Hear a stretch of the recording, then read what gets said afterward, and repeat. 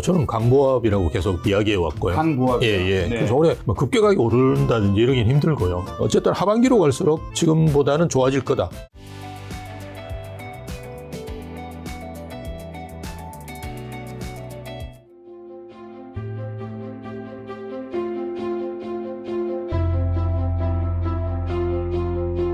자, 교수님을 또 김작가TV에 초대한 것도 처음이라서요. 우선 부동산 시장 작년부터 한번 어떻게 생각하는지 확인 좀 해야 되니까요. 서울 아파트, 수도권, 전국 아파트 지가 작년 2023년에 어느 정도 오른 거죠? 떨어졌고요. 네. 이게 서울이 한 2.4% 정도 떨어졌고요. 네. 그 다음에 이제 수도권 전체적으로 본다 그러면 5% 가까이 이제 떨어졌다고 볼 수 있고요. 전국적으로 보면 이제 5% 초반 정도 이제 떨어졌습니다. 근데 이제 특징적인 걸 두 가지 정도 제가 지적할 수 있는데요. 매매 가격보다 전세 가격이 더 떨어졌고요. 네. 이게 이제 사실은 이번 하락기를 이제 경험하시는 분들한테는 이게 특별한 게 아니지 않느냐 이렇게 생각하실 수 있는데요. 사실은 이제 매매 가격이 하락하더라도 전세 가격은 대부분 이제 유지하는 형태를 많이 보이는데요. 이번에는 이제 전세 가격이 더 떨어졌습니다. 그래서 서울이 좀 심각했는데요. 아까 말씀드렸듯이 2.5% 떨어졌는데 전세 가격은 7.5% 떨어졌어요. 그러니까 거의 한 3배 가까이 더 떨어졌다라고 볼 수 있고요. 이게 이제 그 매매 가격까지도 영향을 미치는 요소로 작용했다라고 볼 수 있고요. 그리고 또 하나 이제 서초, 강남, 송파라고 우리가 보통 이야기하는 강남 3구죠. 그렇죠. 예, 강남 3구가 작년 이제 누적 기준으로 보면 이제 플러스로 전환했다라는 건 이제 올해 사실은 조금 분위기가 반등하는 분위기가 있거든요. 네. 그에 대한 기반을 작년에 이제 좀 마련했다. 그 두 가지가 이제 특징적인 거라고 볼 수 있습니다. 예. 근데 작년에는 어떻게 보면 많은 분들이 집값 작년에 좀 반등했다, 좀 오른 거다라고 생각하시는 분이 많은데, 지방은 뿐만 아니라 지금 서울 수도권이 다 마이너스인 거는 또 데이터 어디서 가져오냐에 따라서 다르잖아요. 캡이냐, 부동산이냐. 예, 그런 것도 있는데요. 네. 이게 이제 작년에 이제 반짝 반등을 했던 기간 자체가 그렇게 길지는 않습니다. 그래서 작년 이제 하반기 전에 한 6, 7월부터 시작해서 이제 하반기로 가기 전까지 5, 6개월 정도가 이제 상승했고요. 근데 이제 그 반등도 굉장히 약했죠, 사실은. 예, 그런데 이제 그 나머지 기간 동안에 이제 마이너스다 보니까, 전체적으로 이제 우리가 집계를 해보면, 하락했다라고 볼 수 있습니다. 예. 자, 그러면 이제 벌써 이제 4월이잖아요. 우리 예, 1분기도 그렇죠. 끝났는데, 1분기 수도권 부동산 시장은 좀 어떤 상황이고 사람들의 심리는 좀 어떤 편인가요? 예, 지금 현재는 이제 수도권 전체적인 건 아닌데요. 서울 같은 경우는 이제 하락을 멈추고, 좀 반등을 하기 위해서 바닥을 다지고 있다 이렇게 이제 말씀을 드리는 게 맞는 것 같고요. 뒤에서도 좀 말씀드리겠지만 강남 같은 경우는 지금 일단 지표상으로 본다 그러면 강보합이긴 하지만 좀 반등을 했다라고 볼 수 있는데요. 특히나 우리가 송파구 쪽을 좀 유심히 봐야 되는데요. 최근에 이제 가장 먼저 움직이는 데가 송파구입니다. 과거에는 이제 우리가 강남 재건축, 주로 이제 강남구라든지 서초구 쪽이 먼저 움직였는데요. 최근에 이제 송파구 대형 단지들, 거기는 이제 헬리오시티 같은 게 9,500세대고, 엘리트라고 하는 엘스, 리센츠, 트리지움 이런 아파트 같은 경우 5,000세대가 넘거든요. 네, 이런 아파트들이 빨리 움직입니다. 그래서 잠실이나 그 송파를 보시는 게 좋은데, 송파 같은 경우는 지금 7주 연속 오르고 있고요. 그 오름폭도 계속 늘어나고 있죠. 그래서 1월 달만 하더라도 주 기준으로 보면 0.15%씩 하락을 했었는데요. 지금 상황은 이제 0.05% 상승, 그렇게 계속 상승폭을 키우고 있는 상황입니다. 그리고 말씀하셨던 이제 심리가 되게 중요한데요. 이걸 이제 수급 지수라든지 이렇게 매매 우위 지수 이런 식으로 이제 심리 지표를 만드는데요. 그 심리 지표들 같은 경우는 100이 기준입니다. 근데 100까지는 아직 아닌데요. 90 가까이 와 있어요. 특히나 강남 같은 경우는 한 3개월 정도 지금 계속 이제 수급 지수가 좋아지고 있죠. 이제 그런 상황이라고 보시면 됩니다. 예. 지금 강남 3구 중에서 특히 송파구가 많이 오르고 있다는 거예요? 예, 맞습니다. 그래서 아까 말씀드렸듯이 예전에 이제 우리가 강남 재건축이 먼저 움직였거든요. 네. 근데 지금은 이제 우리가 금리의 영향을 많이 받다 보니까 강남 재건축 같은 경우는 우리가 물론 이제 토지거래 허가구역이 많이 지정이 돼 있기 때문에 사실 갭 투자하기 쉽지가 않은데요. 만약 이제 갭 투자를 한다고 가정해 본다 그러면 거기는 이제 전세가율이 낮거든요. 20, 30호 아파트에 전세가 5억 이렇게 잡혀 있습니다. 그러다 보니까 15억이나 20억 이렇게 현금이 들어가야 되는데 지금 상황에서 이제 대출을 끼고 사기가 만만치가 않죠. 그러다 보니까 빨리 움직이는 것 같지는 않고요. 잠실이나 송파 쪽 같은 경우는 이제 아파트 자체가 큰 아파트들이 대부분 이제 2000년 후반 정도에 이제 입주한 아파트들입니다. 이런 아파트들에 대한 선호도가 지금은 이제 학군이나 이런 거 결합돼 가지고 상당히 좋은 걸로 보여집니다. 강남 3구 중에서 몇 개 구는 그 토지거래 허가구역 이제 풀릴 때가 되지 않았나요? 기간이? 예, 맞습니다. 4월 26일 날 우리가 압구정동이라든지 목동 이런 쪽에 이제 만료가 다가오는데요. 청담동, 삼성동도 그쪽에 해당되지 않나요? 예, 맞습니다. 그거는 제가 알고 있고 6월 달로 알고 있는데요. 어쨌든 올해 예. 좀 해당되는 기간들이 있네요. 예, 기간이 조금 있습니다. 그래서 여의도라든지 이런 데가 이제 4월 26일 날 만료가 되는데요. 아마 그거는 이제 오세훈 시장께서 안 해준다라고 아예 그냥 발표를 했습니다. 그래서 예, 아마 쉽지가 않을 거고요. 모르죠 이제. 푸지 않는 뜻인 거죠. 예, 그러니까 토지거래허가구역을 그대로 묶어둔다라는 말인데 이게 상당히 이제 불편한 게 많습니다. 아시다시피 이게 토지거래허가구역이 아니고요. 주택거래허가구역이라고 보시는 게 맞고요. 그 면적 자체가 원래 이제 우리가 제주에 이제 신공항 만들고 이럴 때 이제 하는 거거든요. 그래서 넓은 면적을 지정하는 건데 지금은 그 아파트 같은 경우는 거의 다 들어갈 수 있는 좁은 면적까지도 다 지정이 되고 있기 때문에 이게 좀 왜곡되어 가지고 예, 규제로서 지금 많이 작용을 하고 있죠. 그러다 보니까 이게 빨리 풀리는 게 맞는데요. 그러니까 제가 이제 단적으로 이렇게 말씀을 드리면 좀 이해를 하실 건데요. 내가 이제 집을 사는데 구청장 허가를 받아야 됩니다. 지금 사회주의 국가에서도 이렇게 하는 나라가 거의 없거든요. 그래서 우리는 그걸 그냥 토지거래 허가구역이면 허가받고 들어가면 된다라고 생각하는데 갭 투자 못한다 이 정도로 이제 생각하는데 내가 집을 사기 위해서 구청장 허가를 받아야 되는 나라가 사실 있는지 저는 좀 그게 좀 궁금해요. 그래서 이런 부분들은 좀 강하게 규제가 이제 필요하면 우리가 그 정부의 정책으로서 시장의 실패를 우리가 완화하기 위해서 들어갈 필요가 있는데요. 이거는 좀 너무 과한 거죠. 예. 자, 그럼 서울 기준 부동산 좀 거래량이나 매물은 지금은 좀 어떤 상황인가요? 예, 거래량 같은 경우 작년에 이제 가장 많이 이제 거래가 됐을 때 한 달 기준으로 본다 그러면 이거는 이제 서울 부동산 정보광장이라는 그 지자체에서 집계하는 겁니다. 그리고 지자체에 집계하는 게 아무래도 이제 한국부동산원에서 모으는 것보다는 좀 빠르죠. 그래서 실거래 신고가 들어오면 바로바로 이제 집계가 되는데요. 작년 같은 경우가 가장 많이 했을 때가 월 단위로 3,900건 정도인데요. 작년 후반기부터 이제 1,000건대로 떨어졌습니다. 그래서 아주 심각한 상황이 또 다시 왔는데요. 최근에 이제 한 2달 정도가 2,500건, 2,600건 정도 올라오면서 이제 좀 긍정적으로 이제 그 수치가 올라오고 있고요. 특히 긍정적으로 보셔야 될 부분이 3월 달인데요. 3월 달 집계가 끝나려면 이제 4월 달이 다 돼야 됩니다. 그렇죠. 왜냐하면 우리 한 달 단위로 이제 실거래가를 신고할 수 있기 때문에. 근데 지금 벌써 한 2,000건 정도 됐어요. 그래서 한 달이 남았기 때문에 제가 판단할 때는 4,000건 가까이 되지 않을까. 일단 네. 거래량은 많이 좀 살아나고. 예, 맞습니다. 지금 현재 거래량은 상당히 많이 살아나고 있다. 예, 이렇게 볼 수 있죠. 매물은요?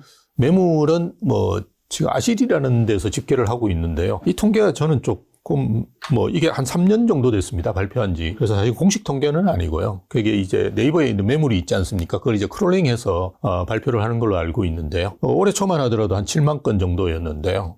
8만 3천 건까지 이제 급격하게 늘었는데요. 지금은 조금 줄었습니다. 그래서 한 8만 건 정도 수준에 있는데요.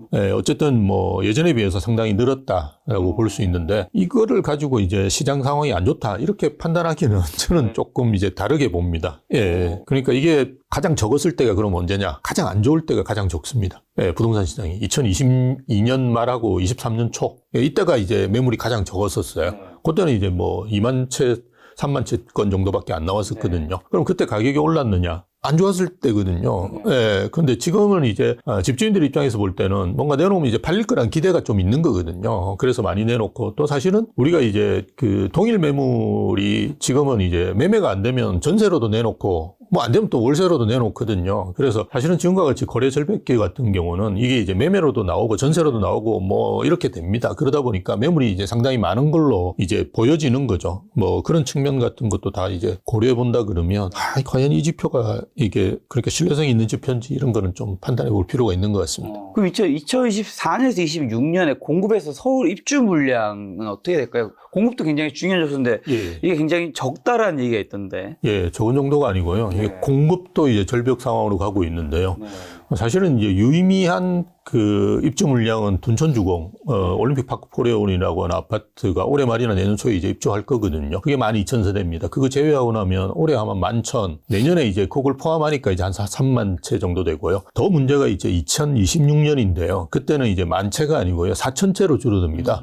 그런데 이제 유의하셔야 될 상황은 뭐냐 그러면 서울 같은 경우는 이 입주 물량이라는 것이 대부분 정비사업, 즉 재개발 재건축으로 해서 입주하는 거라고 보시면 되거든요. 서울은 이제 땅이 없기 때문에 신축을 할 수 있는 공간이 없습니다. 그래서 이제 기존 아파트를 부수고 이제 짓는 건데요. 그러면 우리가 소위 해서 입주권이라 그러죠. 조합원들 물량이 있거든요. 이게 거의 한 70%고요. 일반 분양물이 한 30%입니다. 저희가 통계를 내보면. 그래서 30%만 신규주택이고요. 원래 70%는 주인 있는 집을 공급하는 거예요. 그 지방에서 이제 뭐 지금 포항도 올해 아마 제가 알고 있기로 14,000채 정도 공급되는 걸로 알고 있는데요. 그 14,000채하고 서울의 14,000채는 완전히 다르다. 그러니까 아주 심각하다라고 그냥 제가 말씀드릴 수 있을 것 같아요. 예. 자, 그럼 지금 서울 집값 교수님 보셨을 때는 비싼가요? 적당한가요? 싸다고 얘기하시는 분은 없는 것 같고. 비쌉니다. 비싼가요? 집값은 언제나 비쌌죠. 아, 언제나 비싸다. 예, 조선시대 때도 집값이 비싸가지고 우리 정약용, 다산 정약용 선생님께서 그렇지만 사대문안에 살아라.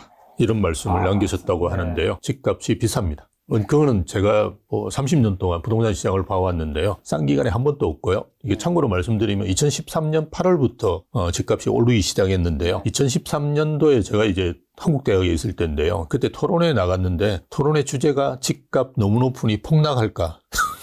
주제였어요. 네네. 근데 집값 그때 사셨더라면 한 3-4배는 오르셨을 거예요. 교수님 말씀은 집값이 지금 비싸가 그런 게 아니라 그냥 원래 집값 자체가 집값은 늘 원래 비싸다. 예, 일단은. 집값은 늘 비싸고 여러분이 원하는 집값은 항상 더 비쌉니다. 네. 예, 그거는 어느 시기나 마찬가지고 어느 나라나 마찬가지고요. 그런데 우리가 솔직하게 이야기해서 우리가 진짜 솔직하게 말씀을 서로 나누기 위해서 제가 말씀을 드리면 싼 주택도 많이 있습니다. 서울에도 2, 3억대의 아파트도 있고요. 빌라나 연립들도 꽤 있습니다. 네. 그런데 아무도 그 주택은 안 삽니다. 안 사고 싶어 하는 거겠죠. 그렇죠. 안 사고, 왜 안 사고 싶어 할까요? 입지가 안 좋을 거고 뭐 되게 구주택일 거고. 전철역에서 가까운 빌라들도 안 사세요. 왜 안 사느냐? 안 오르기 때문에 안 사는 거죠. 그래서 우리가 냉정하게 이야기하면 대부분의 분들이 투기를 하시는 건데요. 그건 저는 당연하다고 생각합니다. 그렇죠. 왜냐하면 자기 가장 큰 자산이 들어가는 걸 가지고 네, 누가 그 떨어질 거 고민을, 사겠어요. 네, 맞습니다. 그 고민을 안 하시는 건 문제가 있죠. 그러면서 사실은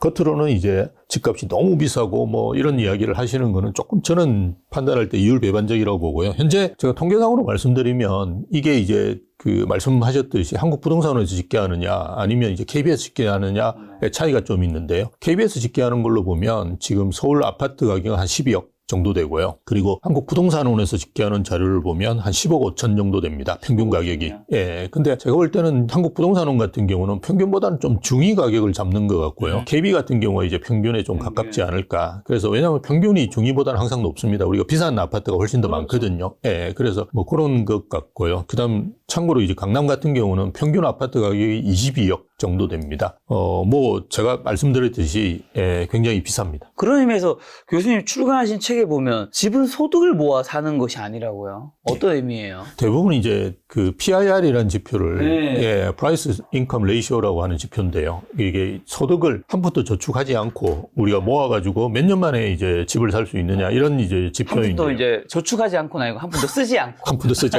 맞습니다. 한 푼도 쓰지 않고 우리가 이제 그렇게 모은다는 말인데요. 일단 가정 자체가 사실은 조금 이제 비현실적이고요. 그렇죠. 예, 그 다음에 우리가 이제 소득으로 집을 사는 거는 아니고요. 대부분 이제 자산으로 사시죠. 그렇죠. 소득이라는 거는 우리가 대출을 받아가지고 갚아 나가는데 되게 중요합니다. 그게 내가 이제 대출금을 갚는 원리금 합계가 뭐 한 200 가까이 된다 그러면 그보다 이제 상하는 이제 소득, 우리가 대부분이 그게 한 30% 정도 되는 게 적절하다고 그러거든요. 그렇다 그러면 뭐 한 5, 600 정도는 그죠? 예, 최소한 이제 그 순수입으로 들어오셔야 되니까 그런 데서 이제 소득이라는 게 필요한 거고요. 또 하나는 이제 대부분 우리가 그 평균 소득을 이야기하거든요. 우리나라 지금 평균 소득이 대략 이제 1,600인가 4,700 정도 돼요. 그걸 가지고 항상 비교는 어디 하느냐? 서울 아파트를 하세요. 그래서 30년 동안 모아야지 겨우 살까 말까. 아까 말씀드렸듯이 평균 연봉이 이제 4천만 원이라고 한다 그러면 제가 아까 12억이라고 그랬잖아요. 그러니까 한 30년을 모아야지 살 수 있는 거죠. 그렇게 말씀하시는데 서울 아파트 가격을 우리가 전국 아파트를 다 그죠? 예, 주택을 다 사실은 이렇게 그 순위를 매겨 보면 서울에 있는 아파트는 거의 한 상위 10% 정도 됩니다. 그게 이제 서울은 이제 아파트보다도 연립이나 이런 비아파트에 사시는 분들이 많아요. 한 60% 가까이가 비아파트에 사시고 뭐 계속 이제 집을 못 짓게 만들다 보니까 한 42%만 이제 아파트에 사시거든요. 그래서 사실은 이제 서울에 있는 아파트를 사시는 거는 소득으로 따지고 보면 상위 한 10%를 비교를 하시는 게 맞아요. 그렇게 이제 만약 비교를 해본다 그러면 상위 10%의 총소득이 1억 3천인가 정도 돼요. 그래서 그걸 이제 말씀하신 가구소득 12억하고 말씀하시는 예, 거죠? 맞습니다. 총 가구소득 같은 경우 비교를 해보면 어차피 우리가 가구 단위로 집을 사는 거니까요. 그렇게 비교를 해보시면 대략적으로 10년은 조금 안 나오는 정도 수준은 되거든요. 그래서 물론 그것도 제가 이제 싸다라고 말씀드리는 건 아닌데 뭐 30년이니 이렇게 비교하시는 건 좀 아닌 것 같고요. 그러니까 말씀드렸듯이 소득만 가지고 이걸 비교를 하는 거는 좀 아닌 것 같고요. 그게 이제 지방을 조금 예를 들어보면 대구나 이제 그 부산 같은 경우는 집값이 울산보다는 높거든요. 그런데도 불구하고 여기는 이제 소득은 울산보다 많지는 않아요. 저희가 해보면 JRDP라든지 이런 지표 같은 걸 보면 소득은 많지는 않고 자산이 많은 분들이 많거든요. 오래되셔가지고 은퇴하신 분들, 그러니까 깔고 앉아 있는 돈이 많은 분들, 뭐 이런 데들은 집값이 2, 30억씩 하는 집값도 나올 수 있는데요. 울산 같은 경우는 주상복합이 잘 안 됩니다. 10억 이상만 되면. 그러니까 우리가 1억을 번다고 해도 사실은 저축을 할 수 있는 게 1,000만 원이 될까요? 2,000만 원이 될까요? 힘들거든요. 그래서 오히려 자산을 가지고 이제 비교를 해보시는 게 맞는데요. 뭐 그런 지표들을 만드는 것이 오히려 맞겠죠. 그러면 이제 늘 비싼 거는 이제 이해했는데요. 지금 어느 정도인지는 좀 중요하잖아요. 지금 서울 집값이 사도 괜찮은 가격인지 아니면 늘 비싸지만 지금은 특히 비싸다 아직 이럴 수 있는 거니까요. 그런 걸 사실 사람들 궁금해할 거고 그럼 그 다음 지금 이어지는 거는 이제 올해 이제 집값 이제 전국으로 하면 너무 이제 이야기가 길어지니까요. 수도권 집값 어떻게 지금 보시는지요? 저는 강보합이라고 계속 이야기해 왔고요. 강보합이요. 네. 그래서 올해 뭐 급격하게 오른다든지 이러긴 힘들고요. 집값 자체는 말씀드렸듯이 계속 비싼데요. 그런데 뭐 어쨌든 그걸 소비하고 살 수 있는 사람들이 있다는 거를 좀 생각해 보시면 좋을 것 같고요. 우리가 이제 말씀드렸던 송파구 같은 경우도 집값이 지금 20억 한 중반대 정도 30평형입니다. 20억 중반대 정도 하는데요. 이게 한 1, 2억만 떨어지면 살려고 하는 분들이 사실은 붙어요. 이렇게 수요가. 그래서 사실은 우리가 이제 매물이 많아진다는 거는 호가가 수준이 안 맞는다는 말이거든요. 매도자가 원하는 가격과 매수자가 원하는 가격이 안 맞는다는 말인데 사실은 그 차이가 크지는 않습니다. 우리 소위 얘기해서 하락할 거라고 이야기하는 분들이 이야기하는 30%, 50% 이런 게 아니고요. 한 1, 2억 정도 수준에서 사실은 그게 거래가 이루어집니다. 그게 이제 현장에 좀 나가보시면 좋겠는데 현장에 나가보면 사실은 지금 현재 이제 그런 상황이고요. 그래서 마포라든지 송파 쪽에 거래가 예전과 다르게 상당히 강하게 지금 일어나고 있는데요.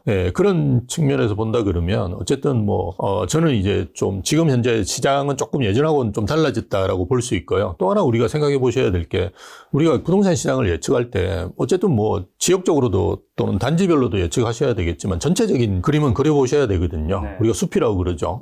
나무를 보실 때도 있지만 숲도 보셔야 되니까요. 그러니까 숲을 본다고 그러면 세 가지 지표 정도를 보시는 게 좋은데요. 일단 수급 상황이죠. 그래서 수요와 공급이 어떻게 되느냐. 이건 공급은 지금 제가 말씀드렸듯이 계속 안 좋아지고 있는 상황이거든요. 그래서 연립이나 이제는 빌라 이런 것도 거의 안 지어져요. 그거는 이제 전세 사기 때문에 서민들 주택도 안 지어지고 오피스텔도 지금 투자 가치가 많이 떨어졌거든요. 그러니까 그것도 안 지어지고 아파트도 안 지어지고 그래서 총체적으로 지금 어쨌든 주택 수요는 그대로 있다 그러면 공급은 지금 아주 심각한 상황으로 가고 있고요. 그렇게 해서 그게 이제 수급 요인이라 그럽니다. 그 다음에 이제 금융 요인인데요. 그러니까 통화량이 얼마나 풀려 있느냐고 금리 이 두 가지를 볼 필요가 있죠. 통화량은 어쨌든 계속 풀리고 있는 상황이고요. 그렇죠.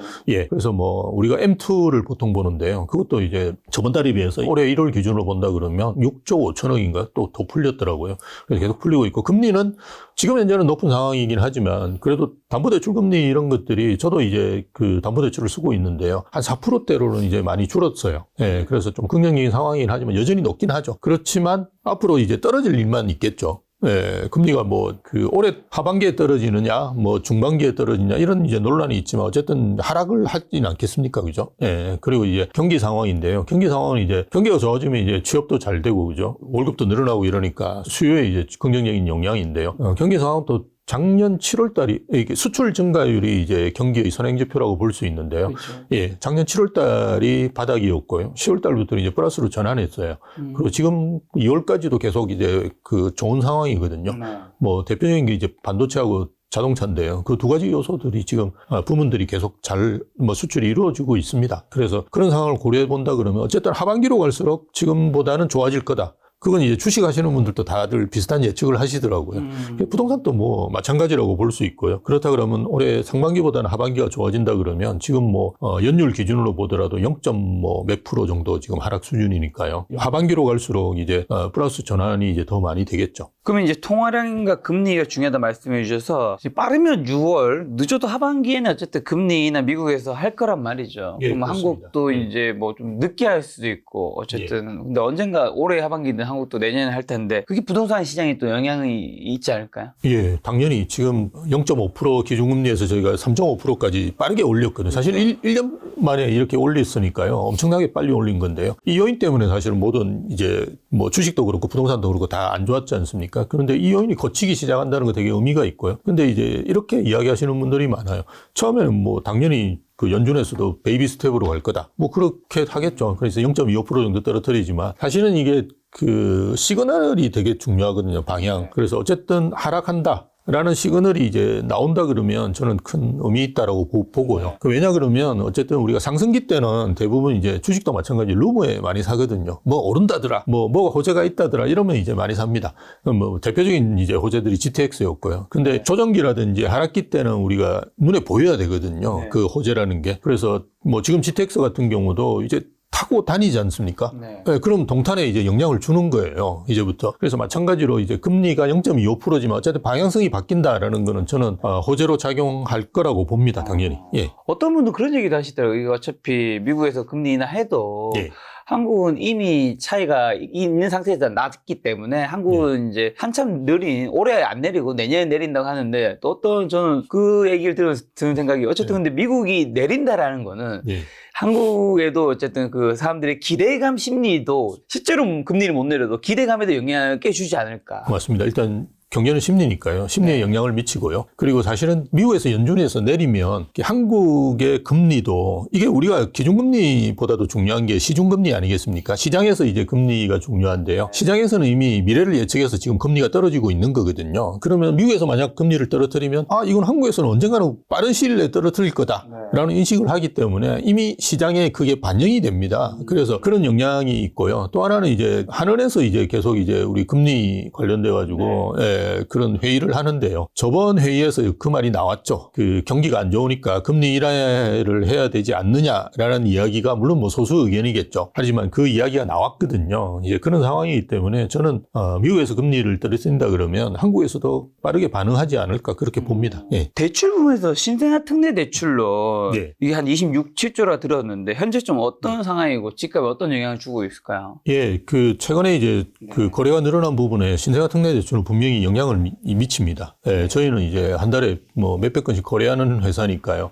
예, 그런 수요들이 그러니까 이게 신생아 특례 대출을 이게 특약 조항에 넣는 거죠. 신생아 특례 대출을 받으면 이제 계약을 한다. 뭐 이런 식으로 이제 특례 조항에 들어가 있는데 그런 수요들이 꽤 있습니다. 그래서 실제로 이런 상황이 집값에 이제 긍정적인 영향을 미칠 수가 있는데요. 사실은 이제 우회적으로 미친다라고 보시는 게 맞아요. 왜냐하면 신생아 특례 대출이라든지 작년 같은 경우는 이제 특례 보금자리론이라고 있었는데요. 이런 상품들이 9억입니다. 그 상한선이. 그러니까 9억 이상의 주택에서는 빌려주지 않습니다. 가만히 생각해 보시면 서울의 아파트 중에 9억이 안 되는 아파트들은 서울 외곽 지역입니다. 그렇죠. 예, 서울 외곽 지역 아니고 우리가 뭐 들어보던 마용성이니 뭐 강남은 뭐 말할 필요도 없고요. 그런데 있는 아파트들은 이걸 받을 수가 없습니다.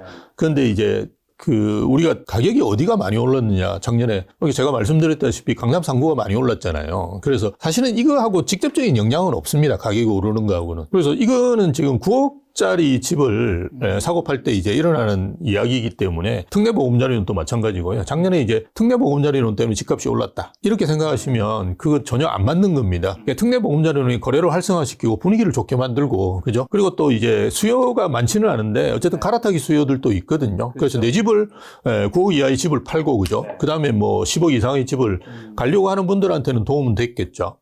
그렇지만 그게 이제 강남 상구의 아파트를 끌어올리는 데는 사실 직접적인 영향은 아니다라고 보시는 것이 맞죠. 예. 지금 신생아 특례 대출도 어쨌든 정부의 정책이니까요. 정부 부동산 정책 앞으로 어떻게 할까요? 지금 벌써 이제 다음 주면 총선이죠. 총선 이후에 부동산 시장에 또 어떤 변동이 있을지. 우리가 뭐 총선 같은 경우를 이제 예전에 2016년하고 2020년하고 비교를 하면 2016년에는 별로 큰 영향은 없었고요.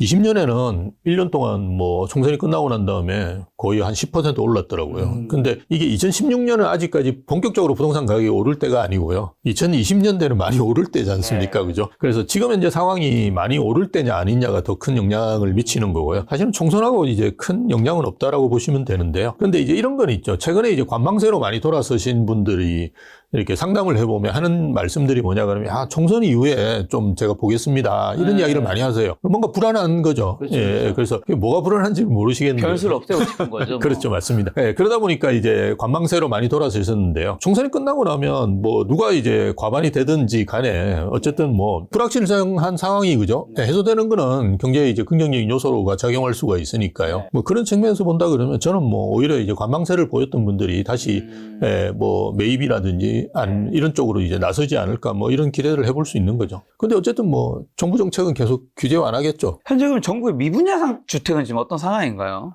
미분양 주택이 6만 5천 채 정도 되는데요. 우리가 뭐 더 심각하게 보셔야 될 부분은 이제 중공업 미분양 주택입니다. 그거 이제 12,000호 정도 되는데요. 뭐 예전하고 이제 비교를 해보면 이제 금융위기 왔을 때 우리가 미분양 주택이 많았었거든요. 2008년도죠. 2008년도 12월 달인가 그때가 16만 5천 호였어요. 그러니까 사실은 이제 그때에 비하면 한 3분의 1 정도 수준이고요. 예, 뭐 크게 저는 걱정할 건 아니다라고 볼 수 있는데요. 근데 이제 최근에 이제 우려되는 부분은 어쨌든 이게 늘어나고 있고요. 뭐 조금씩이지만 몇백 채씩이지만 늘어나고 있고요. 더 큰 문제는 이제 지방이 80%가 넘습니다.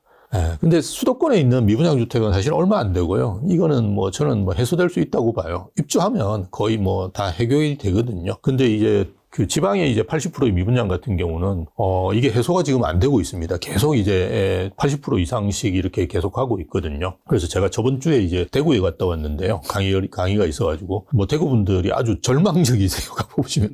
그러니까 뭐 분양권을 가지고 계신 분들은 이게 뭐 팔리지도 안 하고 뭐 이러다 보니까 너무 이제 심각한 상황인데요. 최근에 이제 그 정부에서 25일입니까? 뭐 이렇게 대책을 조금 발표했어요. 그래서 지방에 미분양 해소할 수 있는 그걸 이제 LH라든지 아니면 이제 펀드 같은 걸 만들어서 매입하는 뭐 이런 건데요. 과거의 예를 본다 그러면 그게 몇천 채 정도밖에 안 됩니다. 그냥 뭐 신용만 하는 거니까요. 저는 그래서 오히려 항상 이제 이런 문제가 생겼을 때 좀 심각성이 하다 이런 상황일 때 쓰는 정책이 있습니다. 5년 양도세 면제 정책이거든요. 그거를 한 1년 전부터 계속 이야기해 왔는데요. 좀 하면 좋을 것 같아요. 근데 윤석열 정부가 가지고 있는 좀 제가 볼 때 문제점이 주택 수요를 증진시킬 수 있는 정책은 잘 안 써요. 오히려 이제 공급을 할 수 있는 정책을 지금 계속 쓰고 그게 이제 대표적인 게 이제 다주택자 양도세 중과 뭐 연재시키고 배제시키고 이러는 것 같은 경우는 그 물량을 많이 나올 수 있게 만드는 정책이지 않습니까? 그런 거는 이제 적극적으로 하시는데 너무 수요 정책에 조금 인색하지 않는가 이렇게 봅니다. 예. 최근에 그러면 이런 시기에 좀 부동산 관련 경매 건수들은 제가 알기로는 많이 늘어난 걸로 아는데 어떤 상황인가요? 예, 맞습니다. 경매 신청 건수는 월별로 보면 작년 3월 이후부터 제가 보니까 계속 늘어나고 있더라고요. 네. 그러니까 이거는 뭐 별로 좋은 상황은 아니죠. 어쨌든 경매 물건이 나온다는 것은 뭐 이게 뭐 버티기 힘들다는 거죠. 맞습니다. 끝까지 갔다. 끝까지 간 물건들이 이제 금매도 안 팔리니까 그죠? 네. 예, 경매로 이제 나온 거라고 볼 수 있는데요. 그리고 또 하나 이제 낙찰률이나 낙찰가율 같은 경우도 별로 좋지는 않습니다. 예, 그래서 뭐 서울 아파트 예를 들어보면 낙찰률 같은 경우가 38%인가 39% 정도 수준이고요. 이게 뭐 좋을 때는 뭐 거의 50% 훌쩍 넘거든요. 그리고 지금 낙찰가율 같은 경우도 82% 정도 수준인데요. 예, 좋지 않습니다. 이게 뭐 좋을 때는 100%도 되기도 하고 그렇습니다. 예, 왜냐면 상승기 때는 그러니까. 서점가 가면 경매책도 특히 많이 나오고 있던데 예. 이 하락장에서 원래 경매가 어쨌든 빛을 발휘할 수 있을 텐데 지금 경매하는 건 어떻게 생각하세요? 내 집 마련 같은 이런 것들을.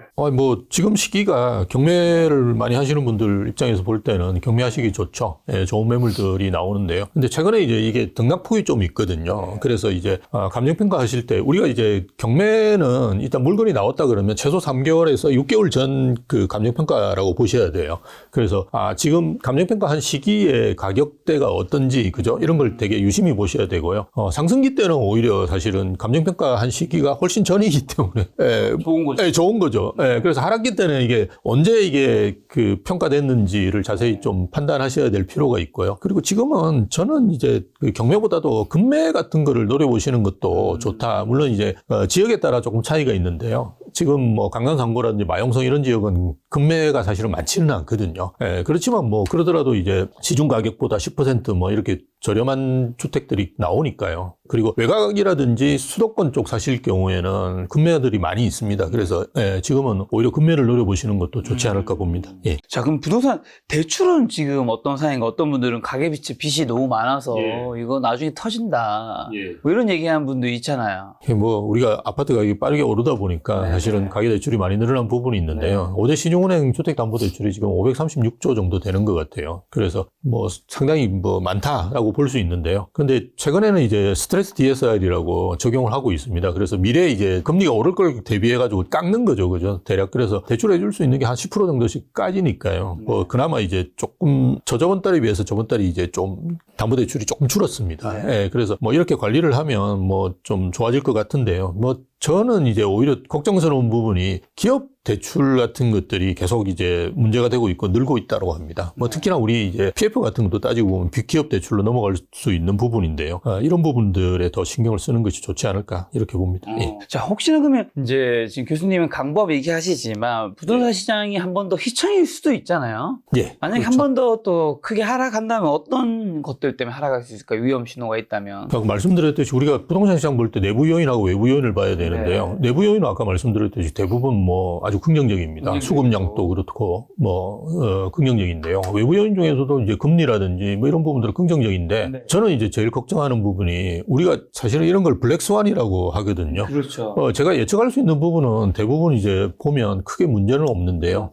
전쟁이 또 한 번 일어난다든지 아니면 이제 뭐 그 어느 나라가 갑자기 디폴트를 당한다든지 그죠? 이런 상황이 발생할 수 있는데요. 뭐 지금 예측은 하기 힘든데요. 어쨌든 뭐 중국이 대만을 침공한다든지 이런 일이 있을 수 있거든요. 그런 일이 있다 그러면 분명히 이제 이게 전 세계에 영향을 미칩니다. 미국에서 가만히 있지 않을 거고 그렇다 그러면 이 전쟁이 뭐 3차 대전까지 가지 않겠지만 어쨌든 상당히 이제 국지전에서 이제 조금 광역적으로 이제 확대될 가능성이 분명히 있거든요. 일본도 가만히 안 있을 거고요. 그렇다 그러면 이게 경제에 미치는 영향이 크죠. 대부분의 자산이 그렇죠. 대부분의 자산이 떨어집니다. 코인 빼고는 코인은 뭐 요즘 어떻게 되는지 저도 잘 예측하기 힘든데요. 예, 어쨌든 대부분의 자산들이 하락을 할 거예요. 그래서 블랙스완에 좀 예민하게 반응할 필요가 있는데 이게 블랙스완이라는 건 사실은 우리가 예측이 안 되기 때문에 블랙스완이거든요.